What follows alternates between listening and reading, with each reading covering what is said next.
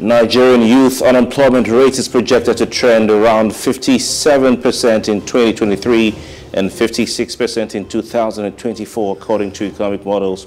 We'll be looking at the nexus between the brain drain and youth employment. Also in the breakfast, will Rivers United and Plateau United make it through to the group stage? What becomes of Jose Peserio? We hope to get answers on the show. And as usual, we'll take a look at the headlines on the pages of the national dailies today with analysis from our guest recorded of the press right here on The Breakfast.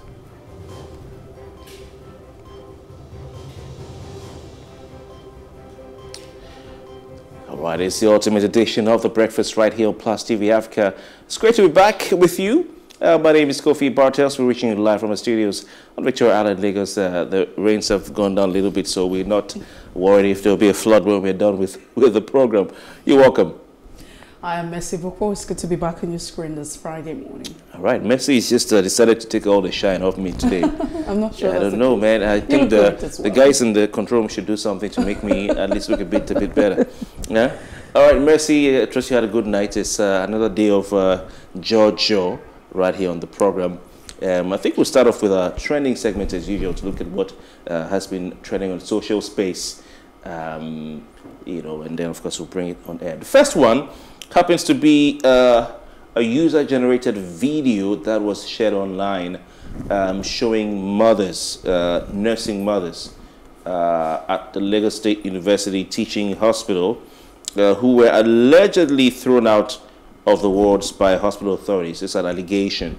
But if you listen to the video, it says a few things that would make you understand that it's not just that they were thrown out of some issues, you know, made them say, okay, we're going to move to go sit down on the walkway, the outdoor walkway corridors in the hospital. You know, so we'll roll the tape and then you can listen to this. We'll come back and tell you some more about this one. I'd like to show you the living condition of mothers who have babies, who have neonates in LUTH. This is where people sleep. Now they made available a lodge. The lodge is not good enough. The lodge is in terrible and poor state.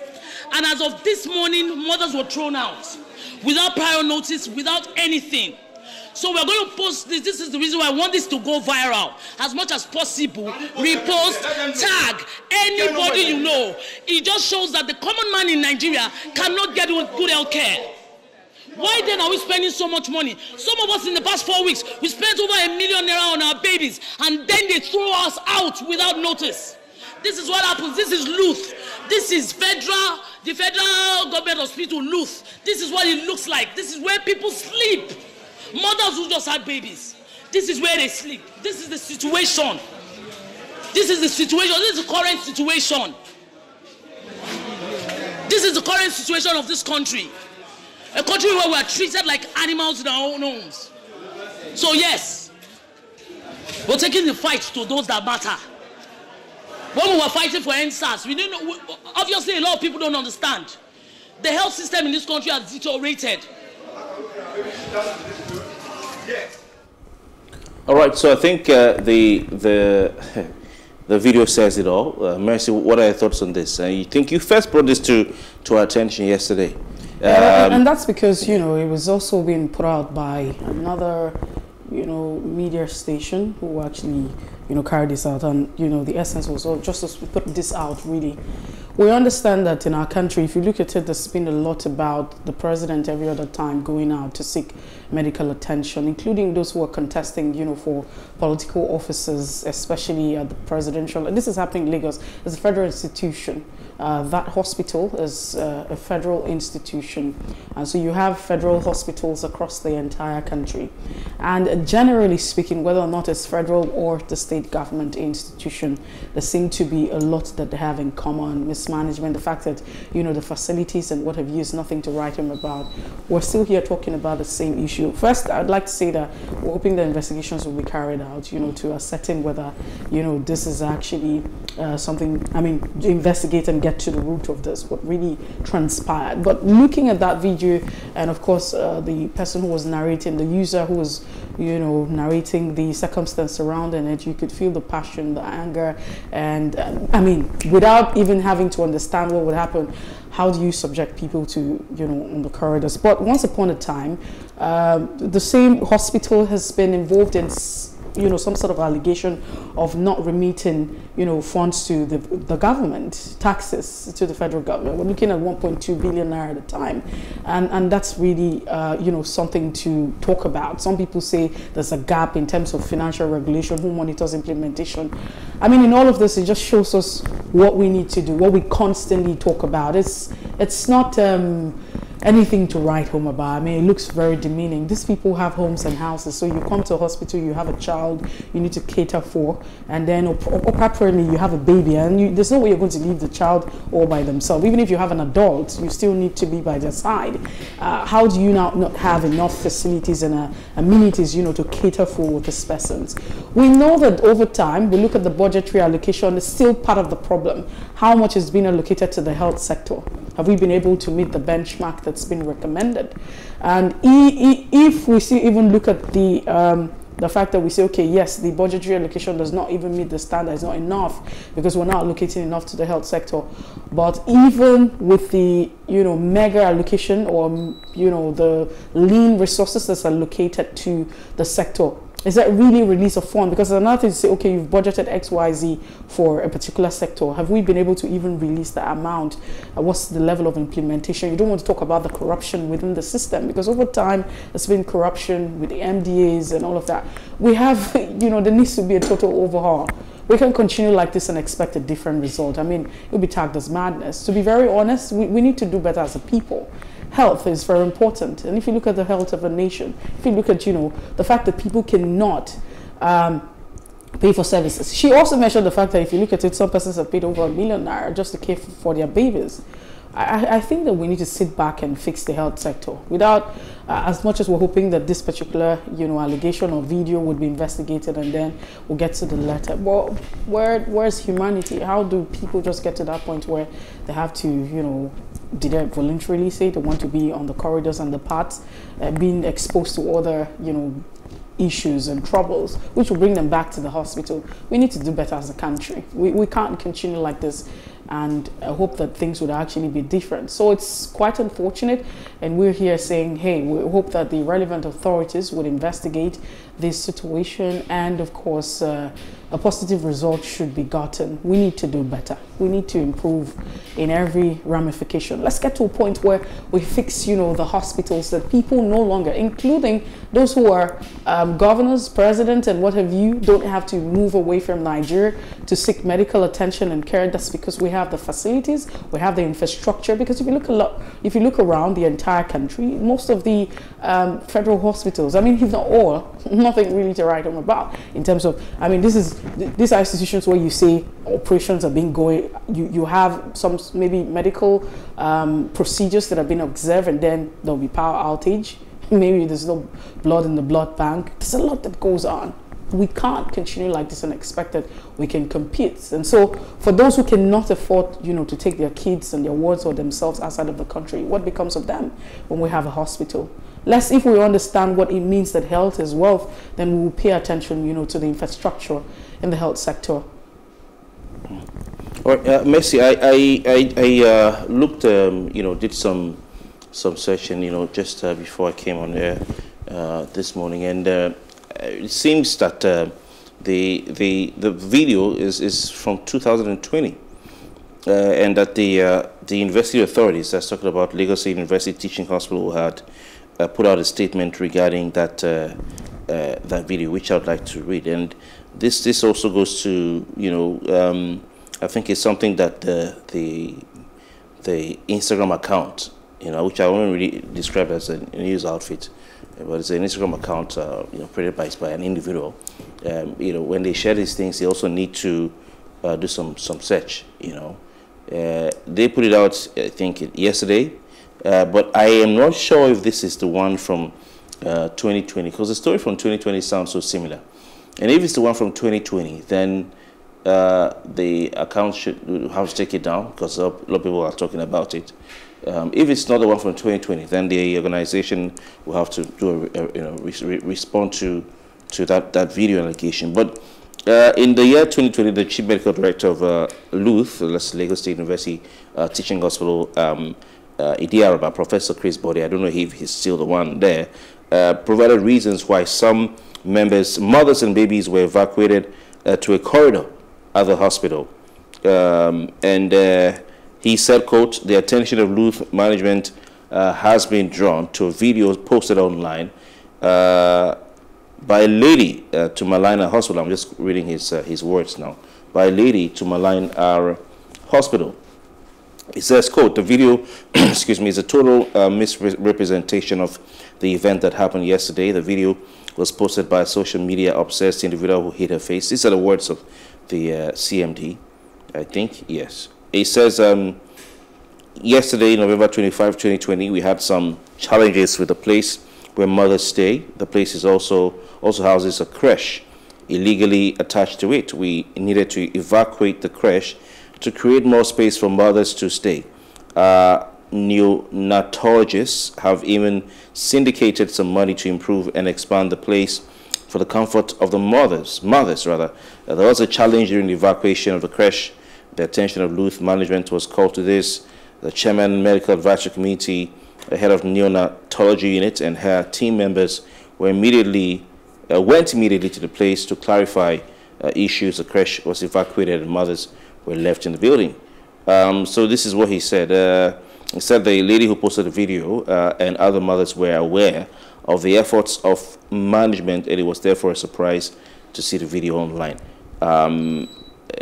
So I do not know if this is the words of the CMD at the time. I do not know if this is the same video from 2020, which I think we'll need to do some digging. Maybe we'll reach out to LUTH management to see if this, so that we don't also, if this is that video, before file of good conscience and good conduct, like that Instagram account that shared this video did.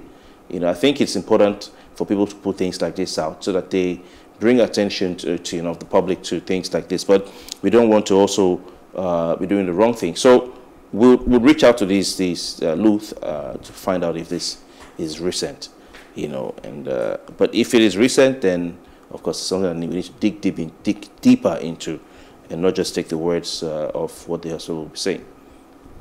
All right, so moving away quickly from that, it also does not take out the fact that we need to pay attention to the health sector and, infrastructures, basic amenities across. So, we get a country where those who are seeking medical attention can get it.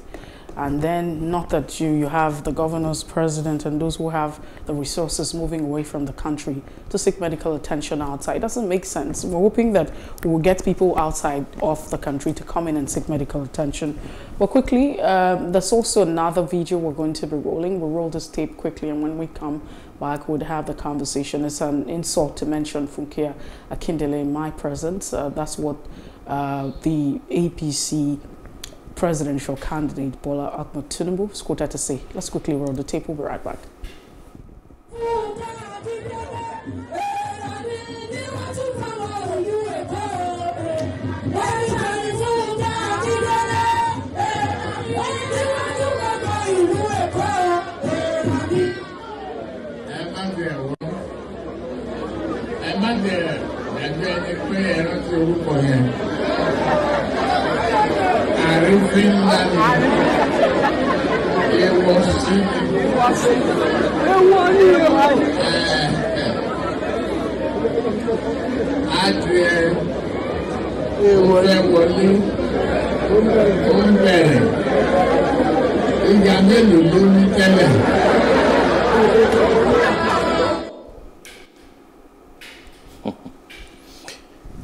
Oh, well. Yes, Mercy, you're still on the floor. You have to tell us what was being said there. No, you're still on the floor. What was being said? What was being said there? You said in Yoruba, so supporters like in comparing, in that comparison, say Funke Akindele, of course, we know that she's vying for, or of course, you know, vice presidential candidate for the governorship elections. And in all of that, in a song, the supporters say, you know, it's like an ant. And of course, he did not see anything different from what the supporters actually said. So right. It's very simple. You've done well. You're proving to us that you're still in Lagos for a while. Right, I know what that means. All right. But anyway, so Asiwaju Bola Ahmed Tinubu, the presidential candidate of the All Progressives Congress, there, telling his supporters that it is disrespectful to mention Nollywood actress and PDP Lagos governorship running mate or deputy governorship candidate Funke Akindele in his presence. And it's quite interesting. They were singing, were they singing Funke Akindele? That was the band, right? The singers. I mean, this was a campaign function for Bola Ahmed Tinubu, the governor of Lagos State, and his incumbent, Bola Ahmed Tinubu, the All Progressives Congress presidential candidate, and then his incumbent, the incumbent governor of Lagos State, who is from his party, Babajide Sanwo-Olu, who is seeking re-election. All right, so it was a political outing, and his supporters had sung that campaign song describing Akindele as a political ant compared to Sanwo-Olu. So that seems to be what they were saying from the report I have. Mercy, you know I don't speak Yoruba. We both don't speak You know, Yoruba. you should be speaking Lagos longer than I. I just need to eat amala more, and if I eat more amala, it'll come. You know what I'm saying? But so they describe her as an ant. I hope I'm right. From the people we've spoken to, they confirmed that is what the song meant. But you know, sometimes in our language, the local languages, it may not be as harsh as it sounds in English. So I want to know if they were saying the proverb that is acceptable to the language, or they were actually directly saying you're an ant. You know, but you know the story of the ant. Ant is a small, you know,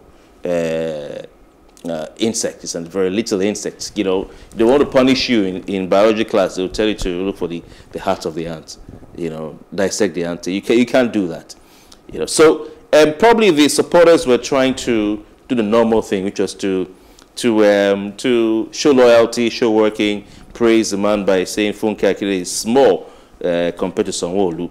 But the song they said, the song went thus: who is Funke Akindele before Sanwo-Olu of Lagos? She's an ant. That's what the supporters sang. Bola Ahmed Tinubu stood up and said, don't even bother to mention a name in my presence. Even for you to sing about her, say she's an ant. Yeah, don't even bother to mention a name in my presence. It is disrespectful. It is disrespectful. But I can relate with Bola Ahmed Tinubu, because whilst the supporters may have wanted to show their loyalty, you know, and also praise Sanwo-Olu by saying Funke Akindele is, but you know, when you sing about her, you actually make her more relevant than she may be. You know, to the likes of Bola, hold on, Messi, to the likes of Bola Ahmed Tinubu. I mean, if I think I'm bigger than someone and I go somewhere and in my presence they're singing about her, if they're insulting her, she's still relevant. You know what Two-Face said, Messi? If nobody talks about you, then you're nobody. So the fact that they're even trying to rubbish her in front of Tinubu, for want of a better word, means that they're even making her relevant. And I'm sure Funke will be saying, okay, yeah, call me an ant, but they're singing about me. It means that me and Jagaban, we're on the same level. I'm sure Tinubu felt that way and said it. That's one aspect of it. But the other aspect of it now brings up the issue of, you know, the rhetoric when it comes to campaigns. You know, we expect that political parties, you know, and their supporters would obey the law, obey the guidelines on campaigning, which clearly stipulate that such rhetoric are not allowed on stage. It's not allowed to attack your people, opponents, and call them names. So if the politicians are aware of this, they should also keep their supporters in line. The All Progressives Congress signed the Peace Pact, you know, some weeks ago, even though Bola Ahmed Tinubu was not around. And this is not a peaceful way to campaign, to call your opponent an ant. But like I said, I will need to understand the Yoruba, you know, the angle it's coming from, because some of these things may not be, you can't directly transliterate them into English to mean the same thing.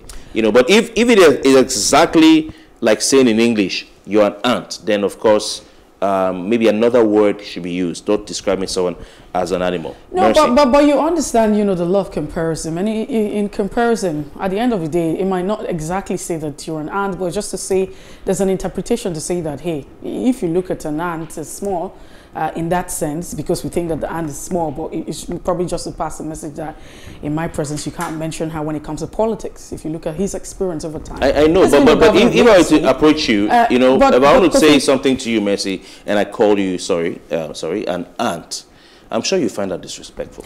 So my point here is this, that whether or not, you know, that's something go by, because you're asking that you want to find out if it's really what it is. In most cases, people use parables, people use words, you know, more like to try to express themselves. And that's a comparison. So you say somebody's an ant, you're trying to say, oh, the person is, we already know that ant is almost not visible.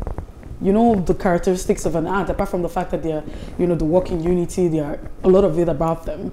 Very hardworking, very coordinated, but you would see that that's almost insignificant.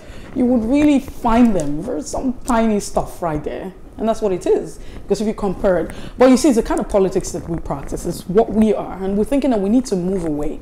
This kind of politics of, first of all, we think that you begin to look at it, we're very, very entitled. We feel like, you know, it's me, nobody else should. No, it's not that. If you look at the Constitution, everyone has a right. Within the Constitution of the Federal Republic of Nigeria, 1999, as amended, I have a right to say, hey, I want to vie for an office. I want to, you know, campaign, or I have a right to vote and be voted for. And that's what the law says, especially when you know, you have not offended the law, you're not on the other side of the law. And so, you know, supporters, political supporters and what have you, and the politicians and these people need to understand, educate, you know, their followers about this. So it doesn't matter, anybody can wake up, and that's it. We see, you know, in other climes that we always like to compare ourselves to. In these developed climes, you find out that you have different persons, minority. I mean, let's talk about the United Kingdom right now. Someone from the minority who would believe, you know, that you would have someone who's not even Britain occupying that particular office. It's always something. We need to move away from that kind of politics and understand that, first of all, she's a human being. Funke Akindele is a human being. She has a right within the Constitution. It doesn't matter whether or not she has an experience. I don't think that, you know, anybody woke up one day and was born with an experience. The governor of Lagos State was not born as the governor of Lagos State once upon a time, former governor. With all of the experience that he has gained and gathered, you know, in politics and what have you, he wasn't born with it. Over time, he had to go through the process. And I'm sure that it has time where he has come. So let's not even, you know, begin to make little, as much as we understand, all of us were all in this. So the issue of humanity was a humanity, the fact that everyone has a right, you know, to be in that space, whether or not you're a baby or you're an adult or you've been there before. Once upon a time, you were not conferred with this. It's not an entitlement. So that's basically it. But we know that, you know, Jagaban, as it's been referred to, has been in the space for a long time. And you want to say, but hey, there are better approach and ways, you know, to go about this. And let's respect the law, because I don't understand why we signed the peace pact and then we're acting contrary. It doesn't make any sense, if you ask me. All right. I think that's the size of it for now. Interesting one. I'm sure Tinubu's band now will become a thing. I hope to hear more from that band. Let's see if, you know, maybe he's taking notes from here some wiki, you know, because it seems that there's some sort of, you know, maybe, or is that Sanwo-Olu's band? You know, maybe he's taking notes. Wiki is getting, you see, oh my God, you see what's happening, Mercy. Wiki is now getting closer to Sanwo-Olu, and now Sanwo-Olu has a band. Is that not amazing? No, I don't think so. This is the version, Lagos version of "As they pain them, ego they sweet." Kofi, we need to move away now because so this is the law of association. And now Sanwo-Olu has his own band. Well, we'll keep monitoring. I'm sure we'll see some more of them during the campaigning. But please don't be calling people ants. You can sing about them, but don't call them ants. We'll take a break now. When we come back, we'll look at the papers and what they're saying this morning. Please stay with us.